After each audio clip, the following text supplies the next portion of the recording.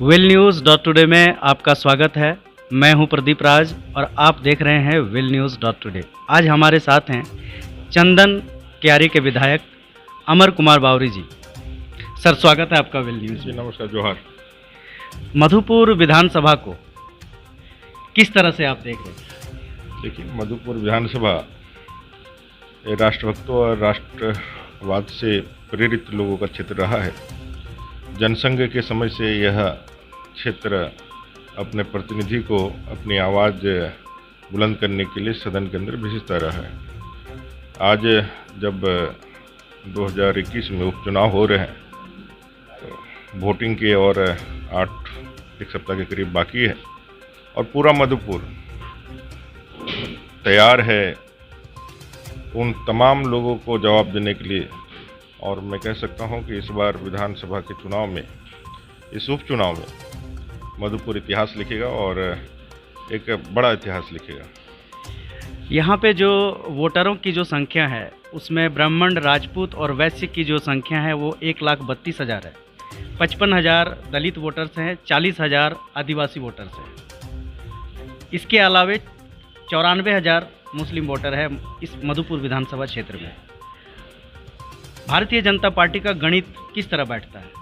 Bharatiya Janata party सबका साथ, सबका विकास और सबके विश्वास के तर्ज पर चलने वाली पार्टी है। अपने नरेंद्र भाई मोदी जी जब से सरकार में आए हैं तब से उन्होंने अंत्योदय के परम लक्ष्य को प्राप्त करने के लिए लगातार जनता के बीच में कार्य किया है और गांव, गरीब, किसान, दलित, आदिवासी, वंचित, शोषित, महिलाएं, युवा इनके केंद्र रहे हैं और हम सब लोग मिलकर के उस काम को आगे बढ़ाते हैं। मधुपुर के अंदर राष्ट्रवादी प्रेमियों की संख्या 80% है और 80% राष्ट्रवादी प्रेमियों की संख्या जो है वो इस बार एक तरफ से पूरी तरह से गोलबंद होकर के भारतीय जनता पार्टी को वोट दे करके राष्ट्रवाद के पताका को लहराना चाहती है। और साथ ही यहाँ जो एक परंपरागत, एक वंशानुगत एक जो परंपरा चली आई है भारतीय जनता पार्टी, जहाँ एक साधारण कार्यकर्ता भी, एक दलित का बेटा भी, एक साधारण गरीब किसान का बेटा भी प्रतिनिधित्व करने का मौका प्राप्त करता है, वहीं जहाँ झारखंड नहीं पूरे देश के अंदर जो बाकी विपक्षी पार्टियां हैं वो अपने बेटे, बेटियों, अपने पिता, इन्हीं को आगे बढ़ाने के लिए, उन्हीं को प्रतिनिधित्व देने के लिए जो वंशवाद का जो बड़ा एक भस्मासुर है उसके विपरीत भी इस बार मधुपुर अपने आप को तैयार किया है और इसको ख़त्म करना चाहता है। योग्यता और क्षमतावान कार्यकर्ता जीते और इसमें सबसे सुजोग आज के समय में गंगा नारायण सिंह जी हैं जो लगातार जनता के बीच में बने हुए हैं और लगातार उन्होंने अपनी एक छवि गरीबों के मददगार के रूप में और अपने बूते मददगार के रूप में अपना डेवलप किया है, जिसका लाभ भारतीय जनता पार्टी अपने प्रत्याशी के रूप में जो जनता को हम लोगों ने जो विकल्प दिया है, इसका लाभ अल्टीमेटली इस मधुपुर के विधानसभा की जनता को मिलेगा और ये जनता अपना मुहर 1 नंबर पे कमल के बटन पे दबाएगी। मधुपुर का जो विधानसभा का जो इतिहास रहा है, 1952 में पहला आम चुनाव हुआ और इसमें 1952 से लेकर के 1967 तक यहाँ पे दलित विधायक रहे। उसके बाद 1967 के बाद भारतीय जनसंघ 2 बार चुनाव जीती। उसके बाद जनसंघ का विलय होने के बाद भारतीय जनता पार्टी से चुनाव जीते और वो थे अजीत कुमार बनर्जी। लगभग 15 वर्षों तक अजीत कुमार बनर्जी मधुपुर विधानसभा में विधायक रहे। उसके बाद 1980 में भारतीय जनता पार्टी का गठन हुआ। गठन होने के बाद 1980 में अजीत कुमार बनर्जी को टिकट मिला, वो हार गए। 1985 में चंचला देवी चुनाव लड़ी, वो हार गई। 1990 में जमुना प्रसाद तिवारी चुनाव लड़े, वो हार गए। 1995 में विशाखा सिंह, उसके बाद फिर विशाखा सिंह लड़ी, 2000 में चुनाव हार गई। राज परिवार 2005 में चुनाव जीते, फिर 2009 में उनका टिकट काटा गया, अभिषेक झा को टिकट दिया गया, फिर वो हार गए। 2014 में राज परिवार फिर जीते, उसके बाद वो मंत्री भी रहे 2014 के बाद, फिर 2019 में वो हार गए, उनका टिकट काटा गया। भारतीय जनता पार्टी मात्र 2 बार जीती है, एक बार 2005 में और एक बार 2014 में, और दोनों बार राज परिवार ही जीते हैं। और जितने भी यहाँ पे मतलब कैंडिडेट का बदलाव हुआ है उसमें काफ़ी बदलाव हुआ है। तो क्या लगता है कि ये रिकॉर्ड्स मतलब राज परिवार के बाद कोई दूसरा कैंडिडेट यहाँ पे भाजपा का नहीं जीता, इस बार रिकॉर्ड टूटेगा? देखिए, उस 80 में जब भारतीय जनता पार्टी का गठन हुआ और जब हम लोगों ने अपना यात्रा प्रारंभ किया तो 2 थे हम लोग संसद के दिन, आज 300 के पार हैं। तो पहले संघर्ष का जो 41 अगस्त हमारा स्थापना दिवस हुआ, 41वां स्थापना दिवस हुआ, हमारा जो विकास है, हमारा जो हम लोगों ने जो कीर्तिमान हम लोगों ने अचीव किए हैं या हम लोगों ने जो उपलब्धियां प्राप्त की है वो अद्भुत है। किसी भी राजनीतिक दल के लिए जब इतनी डाइवर्सिटी होती है और जिसका कोई, मैं कह सकता हूँ, कोई विरासत ना हो। कांग्रेस ने तो विरासत में अपने सत्ता को इतना दिन चलाया, वो जितने भी स्वतंत्रता सेनानी थे और जितने उनकी उपलब्धियां थी उसको लेकर के चलाया। लेकिन भारतीय जनता पार्टी ने संघर्ष के दम पर, अपने देवतुल्य कार्यकर्ताओं के दम पर 2 से 300 के पार का आंकड़ा छुआ है। और ये नरेंद्र मोदी जी का भारत है, ये नरेंद्र मोदी जी के नेतृत्व वाला भारतीय जनता पार्टी है, अमित शाह जी के नेतृत्व वाला भारतीय जनता पार्टी है। और हम लोगों ने लगातार, जब से भारतीय जनता पार्टी मजबूत हुई है, इनके नेतृत्व में हम लोगों ने लगातार कीर्तिमान स्थापित किया। रह गया मधुपुर की बात, तो आप पूरे इतिहास में एक चीज़ बोलना भूल गए हैं कि पहली बार इस मधुपुर के विधानसभा क्षेत्र से भारतीय जनता पार्टी के प्रत्याशी के रूप में एक भूमिपुत्र को टिकट मिला है। और भारतीय जनता पार्टी ने अपने सबसे मजबूत उम्मीदवार, जो उनके पास विकल्प था, जो जनता के मांग के साथ, जनता के जो मनोभाव थे उसके साथ मिला करके किया था। और भारतीय जनता पार्टी के शीर्ष नेतृत्व ने इस चुनाव में भारतीय जनता पार्टी के सबसे सशक्त उम्मीदवार को जनता के बीच में रखा है, जो लोकप्रिय भी है, जो जनता के साथ उनका स्वीकार्यता भी है और जिसने अपने कामों के माध्यम से जनता में अपनी पैठ और छवि भी बनाई है। ये सारी चीज़ों को लेकर के भारतीय जनता पार्टी का क्लेवर लेकर के आज गंगा नारायण सिंह इस चुनावी मैदान में है। और मैं कह सकता हूँ कि सत्ताधारी दल जो पूरी तरह से हताशा और निराशा का शिकार है।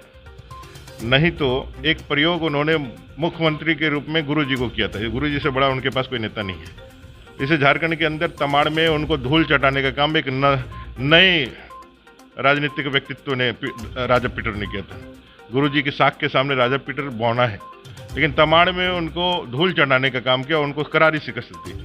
आज इसे मधुपुर में भी कहीं ना कहीं हेमंत जी को ये डर है, और विशेष करके उनका जो अल्पसंख्यक वोटों के प्रति उनका तुष्टिकरण और उनका जो आश्रितता है, जो आश्रित हैं उसके ऊपर, जो उनकी मजबूरी भी है पॉलिटिकल, क्योंकि वो विकास तो कर नहीं पाते हैं। तो जो राजनीतिक गठबंधन और जो राजनीति का जो तिकड़म है, जो उनका राजनीतिक का कैलकुलेशन है, उसमें अपने वोट बैंक के रूप में ये हमारे साथ इंटैक्ट रहे, वो भूल कर रहे हैं। इसलिए हाजी साहब के जाने के बाद उन्होंने इंतजार भी नहीं किया। अगर इंतजार करते तो चुनाव जिता करके और उनको मंत्री पद देते। आज वो मंत्री के पद के लिए करके मंत्री के लिए वोट मांग रहे हैं। अरे पहले विधायक तो बन जाओ, गुरुजी ने तो हार करके तो वहाँ पे इस्तीफा देना पड़ा था। और यहाँ पे भी इतिहास दोहराया जाएगा। झारखंड मुक्ति मोर्चा का यह दोबारा जो प्रयोग है ये विफल साबित होगा। और जिस तरह से तमाड़ के इस्तीफे के बाद सरकार गिरी थी, इस मधुपुर के इस्तीफे के बाद भी सरकार का है जो वो पूरा शाख और उसकी पूरी आगे के भविष्य भी कसौटी पे रहेगी। और निश्चित रूप से यहाँ मधुपुर की जनता इस फर्जी कारनामे को उसके सही जगह पर पहुंचाने का काम करेगी। दलित वोटर और आदिवासी वोटर को साधने के लिए भाजपा क्या रणनीति बना रही है? देखिए, दलित आदिवासी जो है इनके लिए ही सबसे ज़्यादा कार्य भारतीय जनता पार्टी ने किया है। पूरे 72 साल के इतिहास में आप देख लें, जो अंत्योदय का जो परम लक्ष्य लेकर के जो हम लोगों ने काम किया है, वो बाबा साहेब आम्बेडकर के उस सामाजिक समानता के उस दूरदृष्टि जो उनका भाव है संविधान के अंदर, उसको ही पूरा करने का काम किया है। आज प्रधानमंत्री आवास का 2 कमरों का पक्का मकान हो, 1 रुपये किलो चावल हो, गैस का कनेक्शन हो, आयुष्मान का 5 लाख की योजना हो, उनके घर में बिजली पहुंचाना हो, उनके घर में शौचालय का निर्माण करना हो, उनका जनधन खाता खुलवाना हो, उसमें पैसे भेजना हो, सुकन्या योजना हो, ये सारी योजनाओं का लाभ किसको मिलता है? जो सबसे निचले पायदान पर बैठे हुए हैं दलित आदिवासी लोगों को ही इसकी सबसे ज़्यादा ज़रूरत थी। जो आज़ादी के बाद पहली बार जिनको सशक्त करने के लिए, जिनको अपने पैरों पर खड़ा करने के लिए मोदी जी ने काम किया। और इसका जो फैलाव है, इसका जो पहुंच है वो सबसे ज़्यादा है।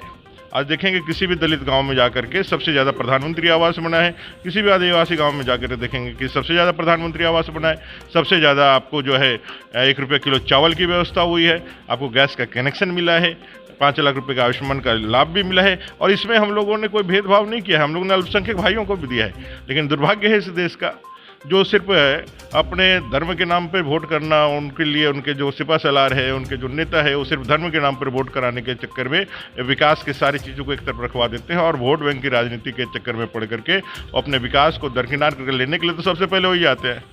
जितना हमारे दलित आदिवासियों को नहीं मिला है उससे ज़्यादा अल्पसंख्यक भाइयों को इस सारे योजनाओं का लाभ मिला है। लेकिन जब वोट देने के लिए आते हैं तो उनके जो आका है वो कह देते हैं कि जो पार्टी है ये पार्टी जो है काफिरों की पार्टी है, इस काफिरों की पार्टी को आप वोट नहीं करेंगे।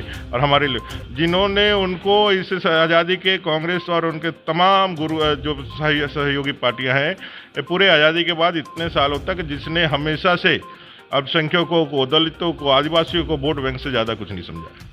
उनका वोट का इस्तेमाल गरीबी हटाओ, दलित उद्धार और इसका उद्धार उसका उद्धार करके ले लिया है, लेकिन कोई कार्य योजना नहीं बनाई है। आज दलित अगर दलित है तो इसलिए दलित है कि उसके सर पे छत नहीं है, उसको खाने के लिए खाना नहीं है, उसको कहीं इलाज कराने के लिए आपको जो है वो इलाज की व्यवस्था नहीं है। आज मोदी जी ने सबको स्वावलंबी बना दिया है और एक स्वावलंबी नागरिक के रूप में दलित, आदिवासी, वंचित आज उनके साथ खड़ा है। और आप देखेंगे कि झारखंड के अंदर 9 सीट है, 9 सीट में 6 सीट हमारा जो है भारतीय जनता पार्टी के पास है विधानसभा का, एक लोकसभा का सीट है वो लगातार भारतीय जनता पार्टी के पास है। 2 और जो सीटें हैं उसमें भी भारतीय जनता पार्टी के ही कार्यकर्ता किन्हीं कारणों से दूसरे पार्टी में जाकर के जीते हैं। आज कांग्रेस के पास एक भी सीट नहीं है जो कभी दलितों का सबसे ज़्यादा रहनुमा बनती थी। आज झारखंड के अंदर पिछले कई सालों से कांग्रेस का एक भी ना विधायक न सांसद है। तो आप समझ सकते हैं जो भारतीय जनता पार्टी के साथ दलित हो चाहे आदिवासी हो, इसका सबसे ज़्यादा जुड़ाव है और होना भी चाहिए। जिस बाबा साहेब आम्बेडकर को भगवान के रूप में पूजते हैं उस बाबा साहेब आम्बेडकर का तिरस्कार करने का कोई भी अवसर कांग्रेसियों ने नहीं छोड़ा। जब उनकी मृत्यु हुई, वो जब अपने देह को छोड़ा, जब महापरिनिर्वाण किए तो 2 गज जमीन जो अम्बेडकर को मानने वाले लोग थे वो दिल्ली के अंदर मांग रहे थे, लेकिन इन कांग्रेसियों ने नहीं दिया। जब पहली बार बाबा साहब आम्बेडकर ने हम सबको वोट का अधिकार दिया, हमें वो लड़ाई लड़ने का अधिकार दिया, जब बाबा साहब खुद लड़ाई लड़े, जब चुनाव लड़ा लोकसभा में, तो यही नेहरू जी ने उनके खिलाफ प्रचार किया, कैंडिडेट खड़ा किया और उनको हराने का काम किया। जब बाबा साहेब इतने सालों तक कांग्रेस की सरकार रही, उनके सहयोगी लोगों का सरकार रही, लेकिन किसी ने भारत रत्न नहीं दिया। जब आए अटल बिहारी वाजपेयी जी तब उनको भारत रत्न दिया गया। 5 तीर्थ स्थल के रूप में उनका जो जीवन का जो 5 मुख्य केंद्र रहा, उनका जन्म भूमि मऊ, इंदू मिल, वो जहाँ उनका दीक्षा हुआ दीक्षा भूमि, जहाँ उनको अपना अंतिम संस्कार, जहाँ अंतिम पड़ाव रहा महापरिनिर्वाण भूमि, या फिर लंदन का वह स्थान जहाँ पे वो पढ़े लिखे, ये सारे जगहों को भारतीय जनता पार्टी ने पंच तीर्थ के रूप में विकसित करके बाबा साहेब आम्बेडकर को उनका उचित स्थान देने का, उनको सम्मान देने का काम किया। यही प्रधानमंत्री नरेंद्र भाई मोदी जी हैं जो इतने बड़े इंटेलेक्चुअल, जो विश्व के सबसे ज़्यादा पढ़े लिखे लोगों में समाहित है, सबसे ज़्यादा उनके पास औपचारिक रूप से डिग्रियां हैं, वो इसे अपने बाबा साहेब आम्बेडकर जी को यूनेस्को जो विश्व में उनके जन्म दिवस को मनाने का काम करने वाला भारतीय जनता पार्टी है। भारतीय जनता पार्टी विश्व की सबसे बड़ी पार्टी है। आज 6 कार्यक्रम वार्षिक रूप से भारतीय जनता पार्टी मनाती है, उसमें एक कार्यक्रम अपने बाबा साहेब आम्बेडकर जी की जन्म जयंती भी है, 14 तारीख को उनका जन्म जयंती। अब बताइए इतने सारे कार्य बाबा साहेब आम्बेडकर जी को अपने इस वंचित वर्ग के लिए भारतीय जनता पार्टी करती है। बाकी जो कांग्रेस और बाकी जो लोग हैं उनका कोई भी एक काम बता दीजिए जो इनके सम्मान देने का, इनके उत्थान का होता है। उन लोगों का काम सिर्फ और सिर्फ दलित, आदिवासी, वंचितों को इस एहसास के साथ कि तुम दलित हो, वंचित हो, आदिवासी हो और हम जो दे रहे हैं वो तुम्हारा ईश्वर ने भेजा, जो तुमको गुर्बत में, उसमें हम खैरात दे रहे हैं। और मोदी जी खैरात नहीं बांट रहे हैं, मोदी जी स्वाभिमान और आत्मसम्मान का संचार कर रहे हैं। और जो उनका हक और अधिकार है, जो किसी न किसी कारण से अपने विकास के क्रम में पीछे छूट गया है, वो हक और अधिकार देकर के महान देश का महान नागरिक बना करके इस देश को आगे बढ़ाने के लिए उनको तैयार कर रहे हैं। इसलिए आज मैं कह सकता हूँ सिर्फ मधुपुर ही नहीं, पूरे भारत के दलित, वंचित, आदिवासी भारतीय जनता पार्टी के साथ संकल्प के साथ खड़ा है। सांसद निशिकांत दुबे ने मंच से कहा था कि आप 2 तारीख को गंगा नारायण को विधायक बनाइए, हम 10 तारीख को भारतीय जनता पार्टी की सरकार बनाएंगे। देखिए वो बड़े नेता हैं और उनकी बातों पर मुझे कोई टिप्पणी नहीं करनी है। हमारा लक्ष्य यह है, पार्टी ने जो तय किया है कि मधुपुर से राष्ट्रभक्तों का, भारत के प्रेमी लोगों का सरकार बनाने के लिए, यहाँ के विधानसभा में अपने विचार के लोगों को जिताने के लिए आपको लगना चाहिए। और हम सब लोग लगे हुए हैं, भारतीय जनता पार्टी के कार्यकर्ता।